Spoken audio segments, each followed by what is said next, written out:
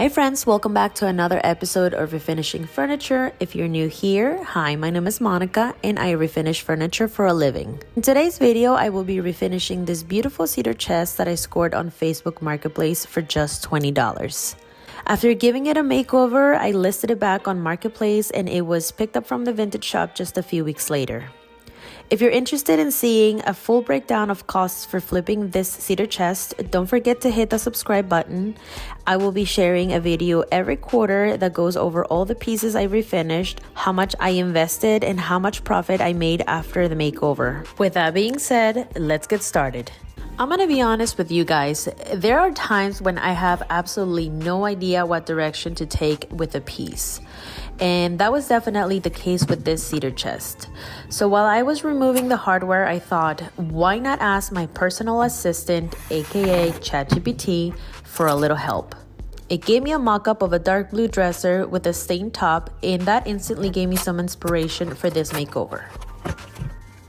After removing all the pulls, which are pretty outdated in my opinion, I began working on removing the medallions in the middle because I will not be reusing them. However, I will be keeping them in case someone at the shop needs an extra one or someone wants to restore a piece that's missing them. And I mean, the way trends are going these days, they'll probably become popular in the near future. This piece was actually in really good condition considering its age, and I could tell it had been kept in a clean space. So all it really needed was a quick wipe down with crud cutter and a blue shop paper towel. Now I use these all the time. They come in a big bucket from Harbor Freight and they last forever. Once I was done cleaning it, I went ahead and loaded it up onto my hydraulic lift to make it easier on my back. Once I had the chest on higher ground, I started sanding the top. I loaded my sander with 120 grit sandpaper and it took me about 15 minutes to get through the entire surface.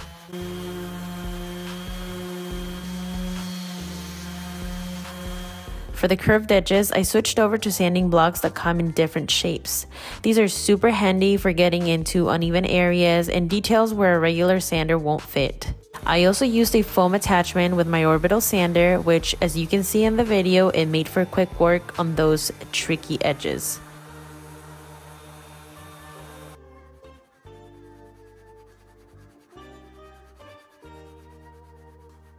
After sanding the top, I moved on to scuff sanding the rest of the chest. Once that was done, I grabbed my vacuum to collect most of the dust and to get the surface ready for the next step.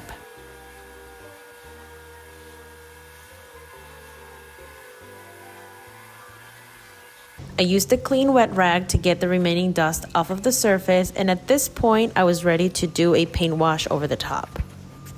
For this paint wash, I used some of white paint I had on hand and mixed it with about 4 times the amount of water. After a lot of trial and error, I found this ratio works best for creating a nice even wash. Using a sponge applicator, I saturated the wood while working with the grain. On hot days, I won't let the wash sit for too long, about 5 minutes before wiping off the excess. Over time, you'll develop your own technique, but for me, I like to keep a dry brush nearby. It helps smooth out any streaks and reach areas where the wash didn't fully cover.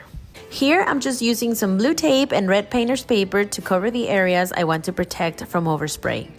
Now, if you're watching this video for inspiration on how to refinish your own cedar chest, I actually have a whole playlist of makeovers, so make sure you check them out after you watch this video.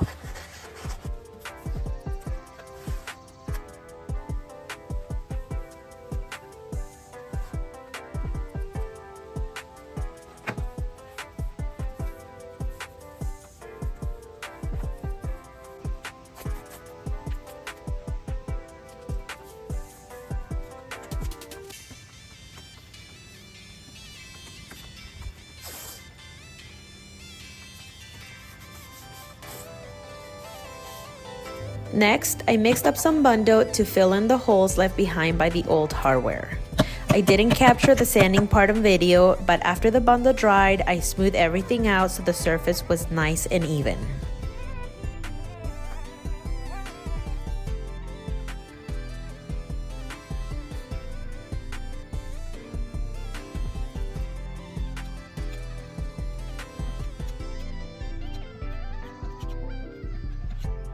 For primer, I'm using Zinsser's oil-based primer. Now, I'm not super concerned about bleed through on this piece since I'll be painting it in a dark color, but I still love this primer because it has amazing bonding properties, which is a must when it comes to refinishing furniture.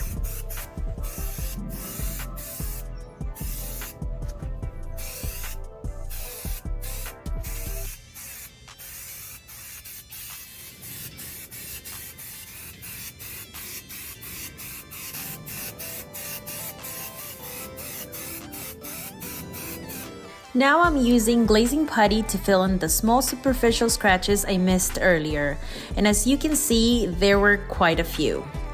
While that's drying, I went over some of the cracks in the joints, which is very normal wear and tear for a vintage piece like this. I like using silicone caulking for those areas because it's flexible and it dries really fast.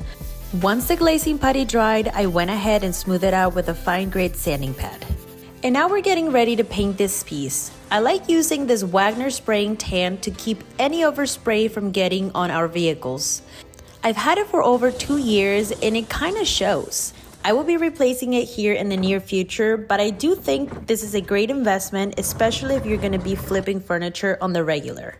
Now, you didn't see this on camera, but I did do a little spot priming on the areas where I went over with the glazing putty.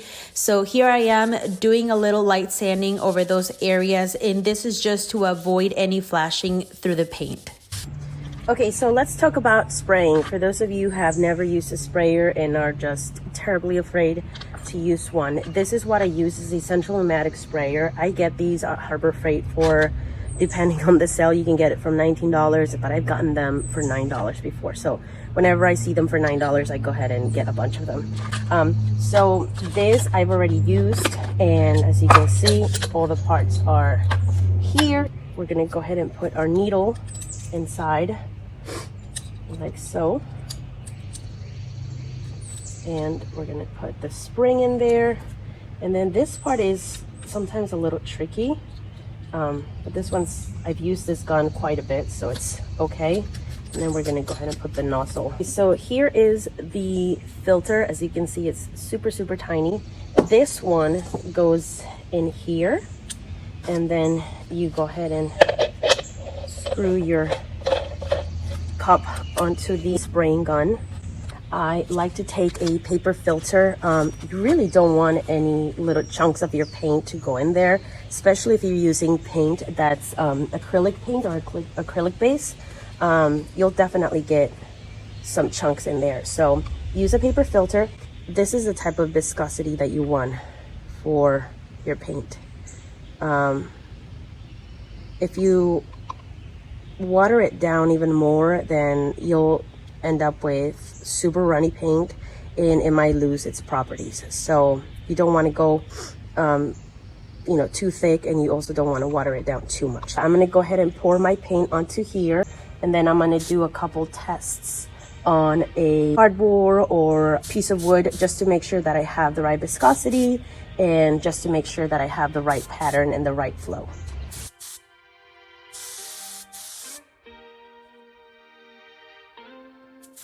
So finally, I started painting, and honestly, I instantly regretted the color choice.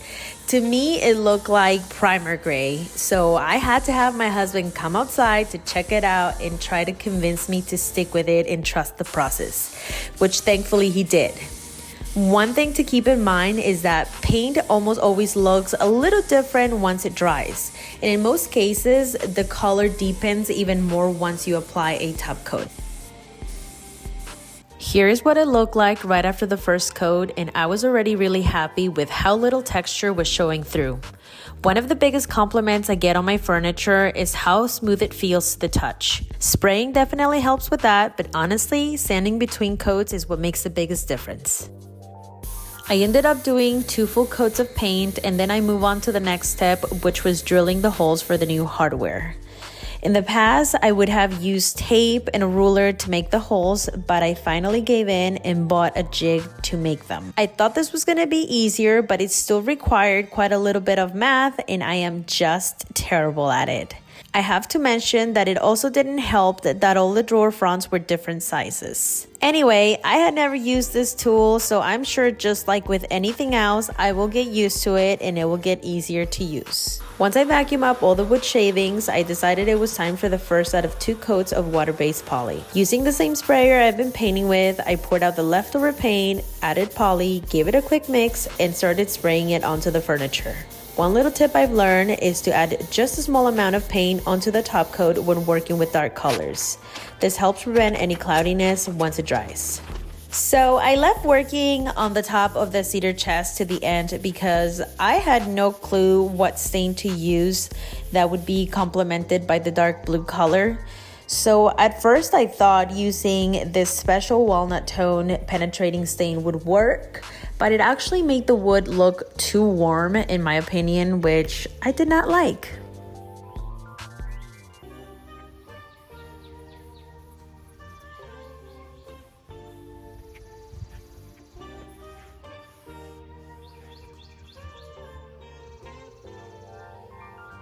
Okay, so I just finished putting the stain on top of the chest, and I'm not gonna lie, I hate it.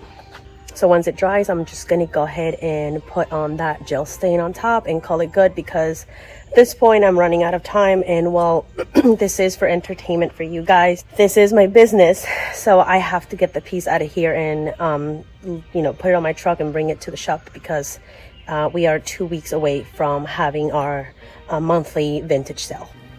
I absolutely love this product. You guys have seen this in a bunch of my other videos, and it is my go-to for staining furniture. And don't get me wrong, if a client asks for a red tone stain, I will deliver. But in my current market, it does not sell very well, so why push it? Anyway, I ended up applying 1 coat of the gel stain. As you guys know, I like to use this sponge applicator. I feel like it goes on really well, really smoothly, always working with the grain of the wood. And I let it sit for about 5 minutes, and right after that I went ahead and used a paper towel to just wipe the remaining of the gel stain. I used this dry brush to soften up any residual streaks, and once it dried, I used a dark brown wax to seal everything up. And that is it for today's makeover. I'm really happy with how the cedar chest turned out. I really hope it gave you some inspiration for your own projects. If you enjoyed this video, don't forget to hit that like button. It really helps my channel. And if you want to see more furniture flips, make sure to subscribe and turn on notifications so you don't miss the next one. I would also love to hear from you, so drop a comment below and let me know what you think of this makeover or what color you would have chosen for this piece. Thank you so much for watching, and I'll see you guys next time for another furniture flip. Bye-bye.